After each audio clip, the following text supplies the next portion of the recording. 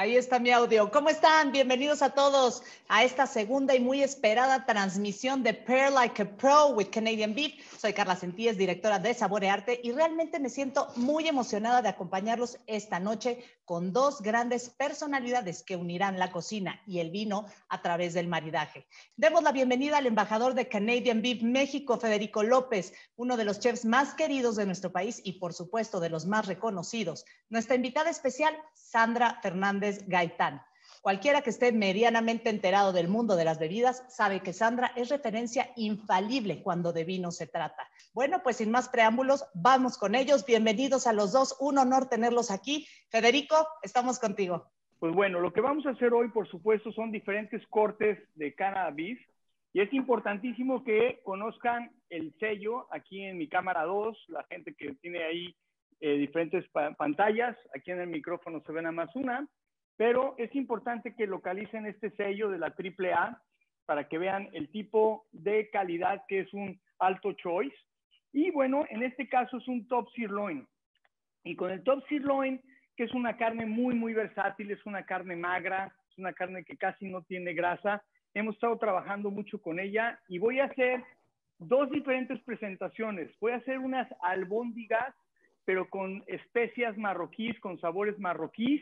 La gente que me ha seguido sabe que me encantan las especies, entonces en este caso voy a tener esta carne molida, no sé si la alcanzan a ver aquí. Mi video, ya sé que no veían nada porque aquí está apagado. ¿Dónde está la cámara 2? Que no te vemos. Nadie me dice nada, Carlita, aquí está la cámara 2. Yo decía, ¿por qué no ven la carnita? Aquí está la carnita. No, entonces vuelvo a enseñar rápidamente. Aquí está el sello, que no habían visto. ¿No? Es importante que localicen esa hoja de maple con el símbolo de AAA. Y luego de ese top sirloin vamos a hacer esta carne molida que es bastante magra. Y de ahí vamos a hacer unas albóndigas y vamos a hacer unos kibis muy clásicos. Unos son fritos y otros son nada más a la parrilla para tener diferentes tipos de caramelización y diferentes tipos de grasas. Luego tengo este corte maravilloso que es un pecho de res, ¿no? Donde podemos ver su color bastante rosita, ¿no? Vemos ahí el grano, su capa de grasa. Y bueno, este corte obviamente yo ya lo adelanté y ya lo cocimos aproximadamente por más o menos 10 horas. Entonces vamos a tener una salsa más en sus propios jugos, más sabores naturales de la carne, no tenemos caramelización y vamos a tener ahí también sabores de verduras, ¿no? Entonces vamos a tener otro perfil completamente. Luego agarré un ribeye y bueno, este lo hice un poquito más cocido de lo normal. Normalmente esto es mucho más rojito. Bueno, ahorita lo corté y ya se secó un poquito, pero está sí a 62 grados, o sea, está mucho más cocido del término medio, porque lo hice en pequeñas capas, como si fuera un sándwich, para hacer unos pequeños sándwiches, unas pequeñas tostas, para poderlo rebanar. Entonces vamos a hacer diferentes presentaciones, diferentes sabores. Y por último, ¿quién no ha comido la famosa arrachera? Bueno, pues aquí tenemos una maravillosa arrachera de Canada Beef, también con su triple grado A, que tiene muchísima jugosidad, tiene muchísima grasa, pero esta la vamos a hacer en honor a mi queridísimo amigo Toñito de Livier, un ceviche cachanilla versión 2021. Bueno, aquí tenemos otra vez nuestra carne molida, maravillosa, de sirloin, triple A. Y bueno, hablando ahorita de los finos y de Andalucía y de toda esa zona, pues yo me fui con esta mezcla de especias, pues vamos a llamarle marroquíes o no sé, del Magreb. Entonces tenemos aquí ajo en polvo, mucho ajo en polvo. Me van a preguntar que cuánto le estoy poniendo. Por cada kilo de carne le estoy poniendo aproximadamente una cucharada completita. Tenemos un poco de cúrcuma, ajo en polvo, cúrcuma, un poquito de esto es cardamomo, mucho cardamomo. Tenemos paprika, mira los colores, ¿no? Los que han estado por ahí o conocen los colores, cardamomo. Tenemos un poquito aquí de, esto es comino, poquito de comino, igual, una cucharada de comino. Pimienta blanca, ¿no? La pimienta blanca también que la encontramos luego en los vinos, muy común. Los invito a que luego la huelan, porque luego nunca hemos olido la pimienta blanca como tal. Y tenemos jengibre en polvo.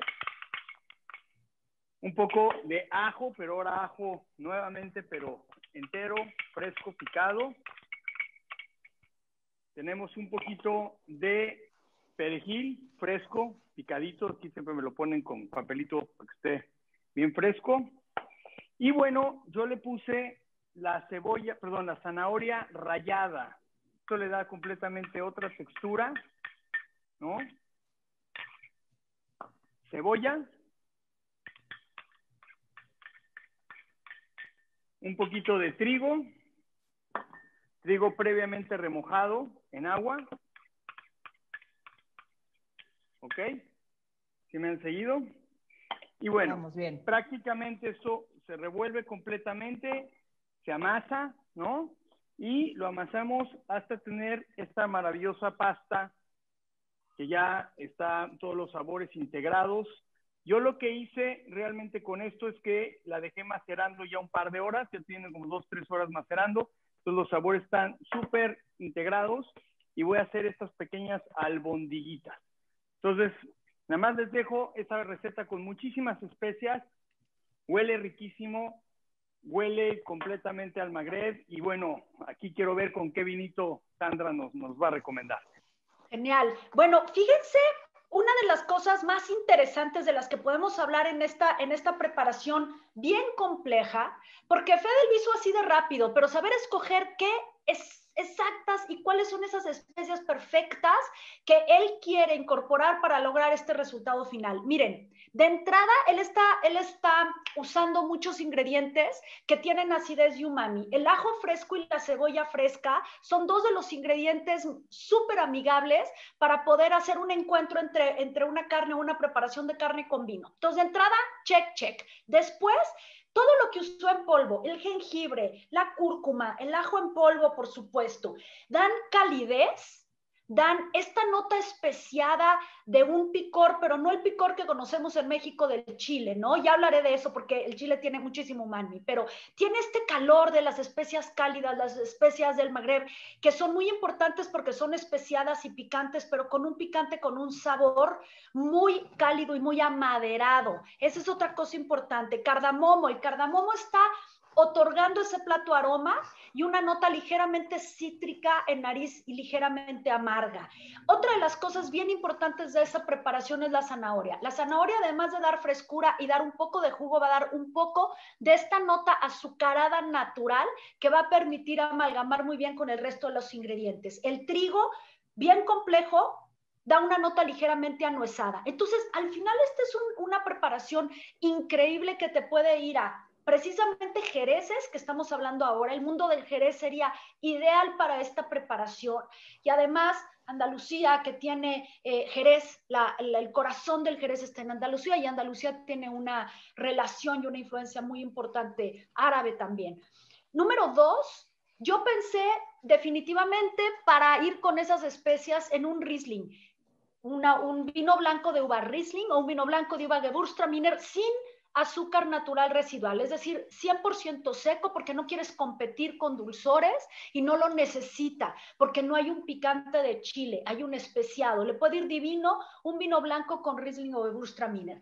Y para el amante del tinto, el que dice es que yo me quiero ir a un tinto, ¿qué hacer? No es un plato fácil para tinto, es un plato más fácil para blancos, pero el que quiera un tinto tienes, yo diría, dos vertientes. Una es irte a la segura con un vino tinto de relativamente suave tanicidad, como sería un Pinot Noir, como sería un Sangiovese, o irte con un vino tinto también de cuerpo medio, pero que ya tiene un poco de evolución, como sería un tempranillo. El tempranillo es una de las uvas más queridas en este país, estamos muy acostumbrados a tenerlo en nuestras cavas o a comprarlo o a que te lo regalen, y en las tiendas lo encuentras fácilmente porque es una de las uvas más vendidas en México. El tempranillo, originario de España principalmente, tiene diferentes matices, tiene diferentes estilos de elaboración, pero yo me estoy refiriendo a un tempranillo ya reserva o gran reserva, hierba que tiene esas notas amaderadas y el vino ya está un poquito más callado, dejando esa madera hablar, porque las especias son muy maderosas, son muy cálidas. Y esas serían mis sugerencias.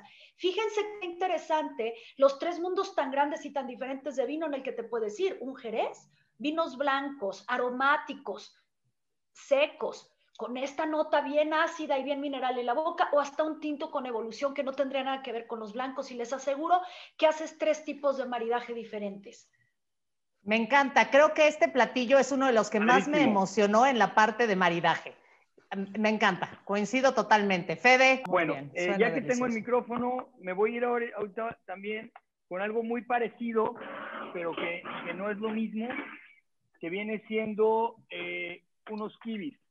La diferencia de los kibis, que aquí ya los tengo hechos, es algo un poquito más sencillo, mucho más fácil, ¿verdad? Pero la diferencia en esta receta, a ver qué te parece, mi queridísima Sandra, es que tiene muchísima hierbabuena.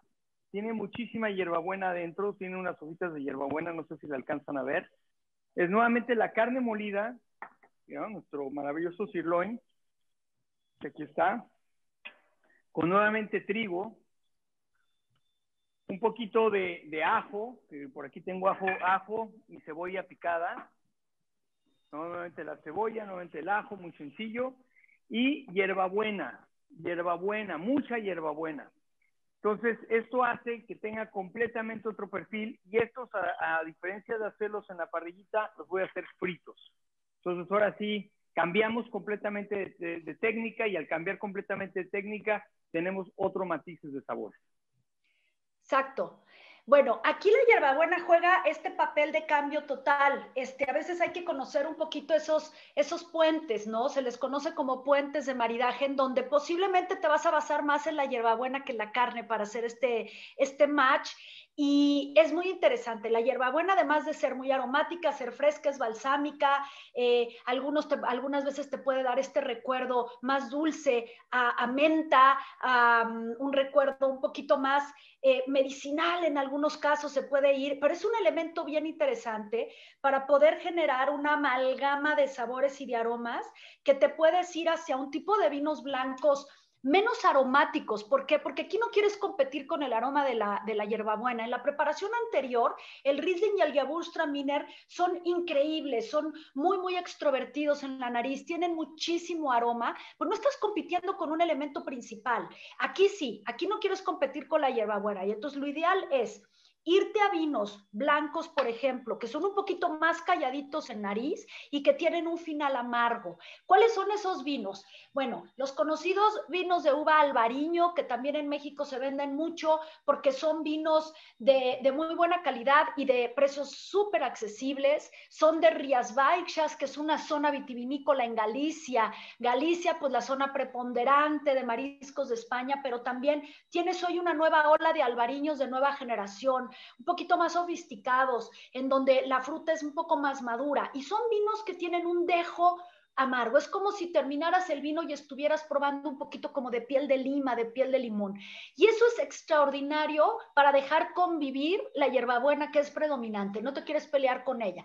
Lo que hay que hacer es acompañarla, empujarla, ayudarla y terminar con esta nota amarga. Las notas amargas y ácidas en el vino son muy influyentes para incrementar el sabor del platillo. Ese es otro tip. Entonces, cuando tú tienes estos amargos y tienes algo muy verde como la menta, trabajando en el proceso, lo que quieres hacer es exacerbarla un poquito, ¿no? Entonces, ¿qué otro género de vinos como el albariño podrías pensar? Los vinos blancos italianos, que son una maravilla, y son muchos, y todas las provincias de Italia hacen vino. Y el vino italiano tiene esta característica de tener un final ligeramente astringente y amargo, porque es parte de su cultura, es parte de su historia. No es que lo provoquen, es que las uvas ya trabajan con ese perfil. Entonces, muy interesante probar vinos italianos de uvas que a veces no encontramos en otras partes del mundo, pero pensar en vinos como los vinos del Friuli, que tienen acideces muy altas, o pensar en vinos más del calor, del Sicilia, de Calabria, de Campania, un Greco di Tufo, un Fiano de Avellino, un Bombino Bianco. Son vinos extraordinarios y son vinos, créanme, que no se pueden entender si no es con comida. Este final y este dejo amargo para mucha gente es mucho más agradable cuando lo mezclas con comida y naturalmente van con comida. Si nos queremos ir a tintos, la aplicación sería muy parecida a las albóndigas.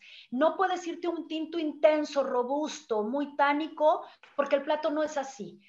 Una de las cosas más fáciles para maridar es piensa en el peso y en el volumen en tu boca. Si tienes un plato de peso y de mucho volumen en tu boca, ponle un vino de peso y de volumen, de esos vinos musculosos, masticables. Pero si no es así, vete a vinos más delgados, vinos más suaves. No por eso son peores, ni mucho menos. El Pinot Noir es esa uva, la Sangiovese que hace Chiantis es otra uva, Barbera es otra uva que a mí me encanta para maridar, es una uva del norte de Italia y es una uva que tiene esta característica media, buena acidez, la astringencia es media baja y en boca es bastante medio, bastante ligero a medio y entonces no te vas a pelear, lo que quieres hacer es acompañar. Eso me lleva a la siguiente receta. La siguiente receta es muy sencilla. Estoy utilizando este roast beef, que como les dije, lo cociné un poquito de más a propósito para sacar estas pequeñas obleas de un sándwich, ¿no? ¿Quién no ha comido un sándwich de roast beef frío? Estoy teniendo mostaza, aquí estoy teniendo mostaza, y voy a hacer un alioli con los jugos de la carne, los jugos con los que salieron de la carne, del rostizado de la carne, mucho umami, muchísimo umami va a haber ahí, y definitivamente vamos a tener un sándwich pues jugoso, pero no es un sándwich de prime rib, porque no lo quise hacer más del lado crudo, porque al final de cuentas esto es para mí un sándwich que lo puedes hacer frío, en baguette. En este caso tengo un pan de pan brioche, el cual tenemos muchísima mantequilla, ¿no? Entonces fíjate cómo hay grasa sobre grasa más grasa. Fede, es mostaza de Dijon, ¿verdad? Aclaremos sí, es mostaza ese de punto. Dijon. Sí, es mostaza de Dijon. Okay. Es muy sencillo. Realmente estoy poniendo ajo, un toquecito de cebolla, mostaza de Dijon, el jugo de la carne, sal, pimienta y aceite de olivo. Ese va a ser el aderezo. O sea, lo quiero hacer súper plain, súper sencillo. Yo sé que en México hacemos unas tortas maravillosas, pero no se trata de eso. Se trata de comerte un sándwich de carne, ¿no? Pues, Sandrita, ahí está la inspiración. Este sándwich específicamente, en el tema de la mostaza es algo importante y como aclaró Carla, ese tipo de aderezos que tú vas a usar, úsalos la mejor calidad que puedas. Así como no estoy hablando ahorita de vino, pero si vas a usar vino para hacer una receta, usa también un buen vino para hacer esa receta. Una buena mostaza es un gran elemento que te apoya para incrementar sabor, te apoya, acuérdate que la mostaza tiene un elemento interesantísimo, además de la nariz y de la nota especiada y floral, tiene acidez. La acidez es el conductor más importante de sabor, por eso un chef se vuelve loco cuando tiene un vino con alta acidez, porque lo puede llevar a platillos de dimensiones muy especiales. Entonces la mostaza te da acidez, la acidez que necesita esa carne que se caramelizó, que estuvo en larga cocción, que desjugó, que generó umami, dale ese punch de acidez para que todavía florezca y que nazca ese sabor tan increíble. Hay este tipo de cocción y de sándwiches, ustedes lo sabrán también, en algunos países se sirve con raíz fuerte, ¿no? ¿Y qué pensarías? La raíz fuerte es el horseradish, que es pues rábano muy intenso en una preparación como si fuera un aioli. ¿Por qué? Porque la carne lo soporta y no hay que tenerle miedo porque ya tiene umami y el vino va a aguantar muy bien. Entonces, bueno, en este sándwich donde además hay un pan meloso, un pan con ciertas notitas dulces y además grasa, pues es un plato muy complejo. Decir un sándwich parecería un sándwich, un emparedado, pues es un plato muy complejo. Aquí sí definitivamente nos vamos a esa votación, a la votación de la estadística primera. Vámonos con vinos intensos, poderosos, musculosos, que tengan energía en la boca y que te generen volumen, porque en ese bocado vas a tener una gran cantidad de volumen en la boca, y el volumen, si le pones un vino delgado como un Pinot Noir que tengo aquí, que de entrada se ve un color muchísimo más suave, que se ve un vino más ligero, pues no te va a aguantar, el plato se lo va a comer, simplemente porque le falta volumen. ¿Qué es lo que le da volumen al vino? El alcohol es cuerpo Número 1. Y número 2, la astringencia. La astringencia se la da el tanino y el tanino es una molécula que existe en las uvas y en algunas existe más que en otras. Las uvas con mayor tanino ideales para este plato, Cabernet Sauvignon, mundialmente conocida, ¿no? Nebbiolo es una uva muy del norte de Italia, principalmente el Piamonte, ya sé vinos como el Barbaresco o el Barolo, pero en México, ¿por qué la menciono? Porque en México hay muchísimo Nebbiolo y esa es una aplicación interesante también para la carne. El Syrah es otra aplicación extraordinaria para carne, para este tipo de cocciones. El Merlot también, aunque yo estoy dejando el Merlot para el otro preparado, para el sous vide. Pero bueno, aquí sí, el amante del vino intenso corpulento, este es el maridaje perfecto para ellos. Bueno, yo voy a hacer el sándwich, que no es otra cosa más que el roast beef cocinado, lo unté de mostaza, le puse hierbas finas, le puse sal, lo cociné a 65, 68 grados. Ahorita ya está medio oreado pero definitivamente cuando lo rebanas está muy rosita. Prácticamente estoy teniendo mostaza y voy a hacer un sándwich de roast beef, literalmente. Lo voy a cortar, le voy a poner unos palillitos y va a ser un sándwich cantinero para un snack ahí para compartir. Bueno, pues dentro de las cosas que hemos hablado, ustedes se han dado cuenta que hemos platicado mucho de umami, hemos platicado mucho de este sabor que interviene muchísimo. Cuando hablas de maridaje, hoy no puedes evitar hablar de umami y como ustedes ven lo hemos utilizado mucho en esta charla, en esta conversación y ahorita voy a platicar un poquito de ello. El umami hoy es reconocido como un quinto sabor, salado, dulce, amargo, ácido, son sensaciones que tenemos en la boca, que son sabores que las capta terminales nerviosas. Las terminales nerviosas o las dendritas, si se acuerdan de sus clases de biología y de anatomía, las dendritas son los dedos largos de los nervios que llegan a la piel para que tú sientas calor, sientas frío, sientas texturas, ¿no? Bueno, en la lengua pasa igual. Tenemos estas terminales nerviosas que captan salado, dulce, amargo y ácido, ¿no? Súper simple, tan. Todo lo demás es nariz, todo lo demás es aroma, todo lo demás es unir olfato con gusto, eso es sabor, ¿de acuerdo? Pero ¿qué es este quinto sabor? Desde principios del 1900, en Japón, se empezaron a detectar una serie de ingredientes que provocaban un sabor que no eran ni salado, ni dulce, ni amargo, ni ácido. ¿Qué era? Y se empieza a investigar a niveles ya muy profundos de médicos, de doctores y de llevar esto a realmente un estudio profundo de qué pasaba con esos aromas. Con esos sabores. ¿De qué ingredientes hablaban, por ejemplo, no? Pues los ingredientes muy comunes en la cocina japonesa, las algas, la salsa de ostión, la salsa de pescado, la soya, los pescados crudos, y todo eso se daban cuenta que en la boca generaba el sabor que en inglés, lamentablemente en español no hay traducción, y la traducción no es necesariamente muy fiel, que es savory. Savory es sabroso, si ustedes buscan la traducción, y sabroso para nosotros los mexicanos es decir unos buenos tacos, ¿no? Hasta el plato más sofisticado. Entonces, ese sabor se traduce en una sensación y un sabor entre salado, un poco metálico, yodado, pero al final se dieron cuenta que lo provocaba una molécula y que todos los ingredientes que tienen esta molécula provocan este sabor. Esa molécula es glutamato monosódico, natural. ¿Por qué? Porque lo hay añadido, el ajinomoto es añadido, el consomé que en México, para no decir marcas, pero el consomé tan usado en México es un glutamato monosódico. Entonces, ingredientes naturales que tienen glutamato monosódico, ahorita se los digo, pero ¿qué sucede con esa molécula? Al final es lo que nos interesa saber para terminar este capítulo de cómo es que me encuentro con el umami en el gusto. Bueno, lo que esa molécula genera en tu boca es ese sabor, pero además es el mejor conductor para maridar con vinos. Productos que tienen alto grado de umami son grandes amigos para cocinar, grandes amigos para enlazarte con vinos, porque con esos ingredientes que tú le agregues a tu plato puedes lograr un rico maridaje, si no estelar, muy decente. Entonces, ¿cuáles son esos comunes que puedes tener en tu casa? Cebolla y ajo, como los utilizó, por supuesto, Fede. Otro que es maravilloso y que no nos damos cuenta y que lo tenemos en México al por mayor, todos los chiles, sobre todo secos.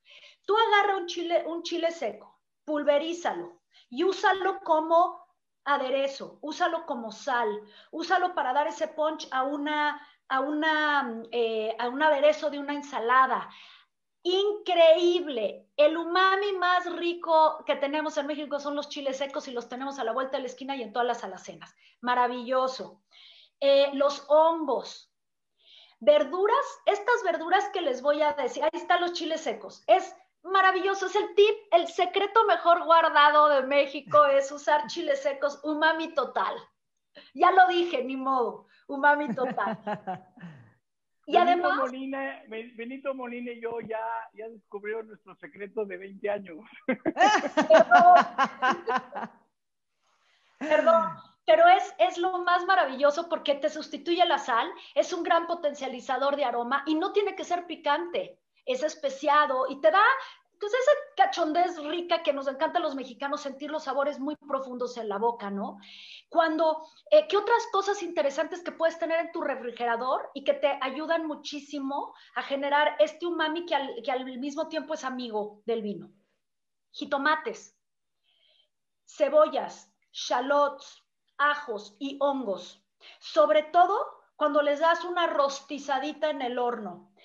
Todos estos tienen esta importancia de la cual habla muchísimo Fede, que es esta caramelización, esta nota ligeramente dulce. Una vez que tú rostizas una cebolla, rostizas un ajo, rostizas una zanahoria, rostizas un jitomate, sale esta molécula ligeramente dulce que se está combinando y potenciando el umami natural que trae el ingrediente. Aquí estamos hablando de cómo generas tú eso sin tener que añadirlo como consomé, ¿no?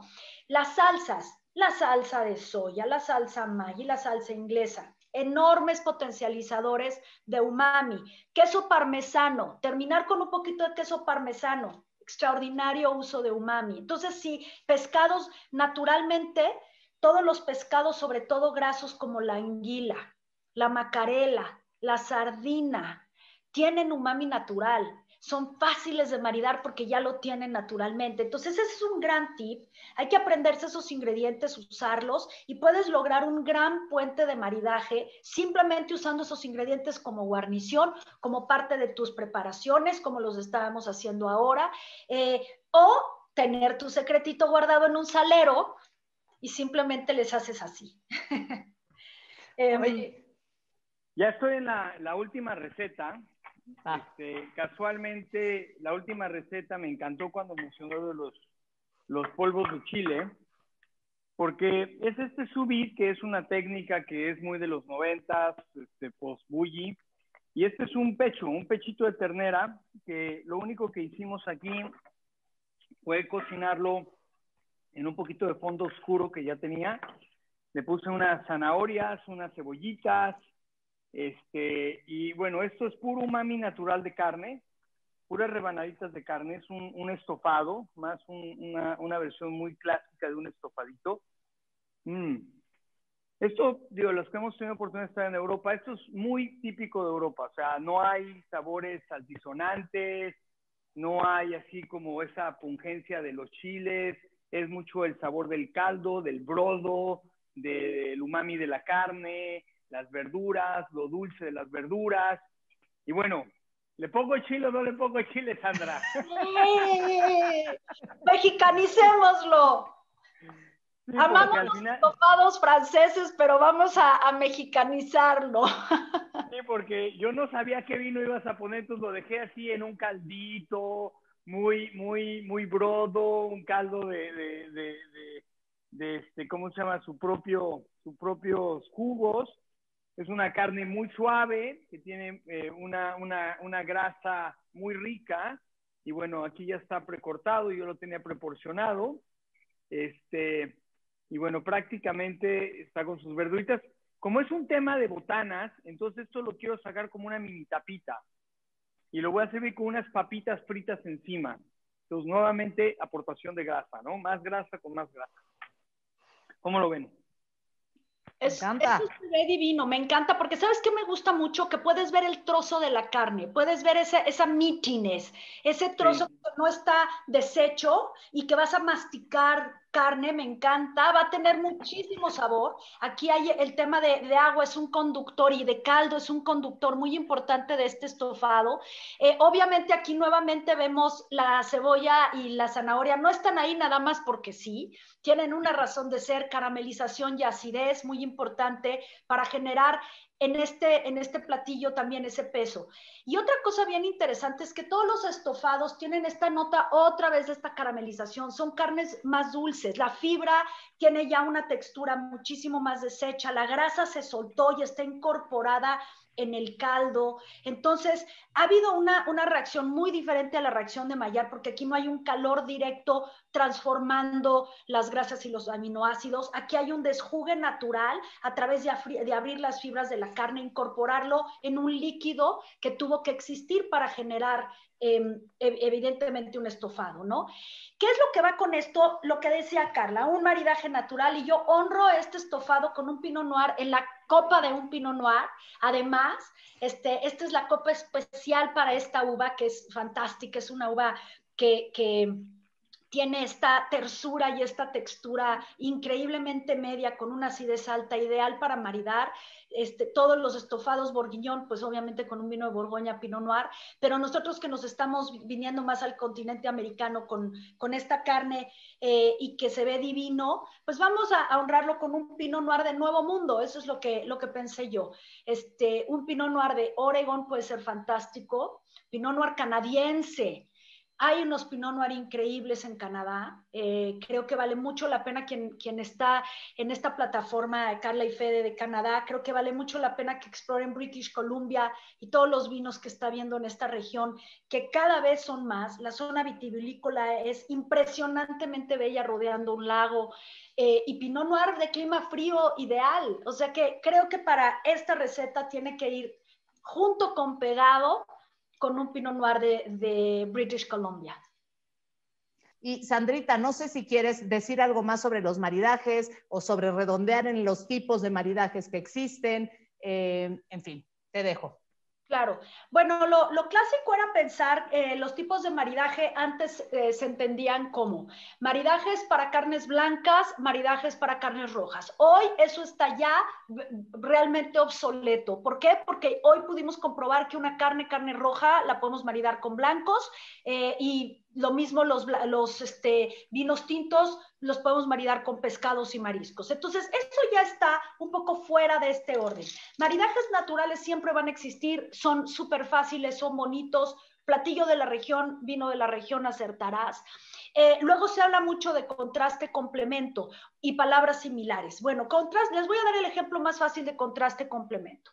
Complemento es que acompañas aromáticamente y en términos de sabor y de textura, acompañas al producto. El ejemplo que dimos hoy con la carne de Canadian Beef a la parrilla, con términos de cocción altos, con mucha reacción de Maillard, porque hubo una fuente de calor directa que desdobló, que caramelizó. Vete a un vino que tenga ese nivel de profundidad, ese nivel de tanino, ese nivel de alcohol. El tanino corta grasa, la acidez acompaña sabor, esa es una regla, y el alcohol ayuda mucho a generar volumen, y el volumen, cuando tienes un trozo de carne con volumen, va muy bien. Eso es complemento. Contraste, cuando quiero lograr lo opuesto. Si yo a este último platillo, al estofado, al brisket, si a ese platillo a mí se me ocurre hacer un maridaje de contraste, algo que no se nos ocurriría hacer, ¿qué haría? Yo tomaría un vino que tenga un poquitito de azúcar natural. ¿Qué quiere decir azúcar natural? Que le dejaran un poquito el azúcar natural del jugo de la uva, que nadie se lo agregó, sino que es un vino tinto con un poquitito de nota abocada, con azúcar residual. ¿Cuál es ese vino que muchas veces nos puede dar ese gran impacto de contraste? El Zinfandel, por ejemplo, el Amarone, un vino italiano.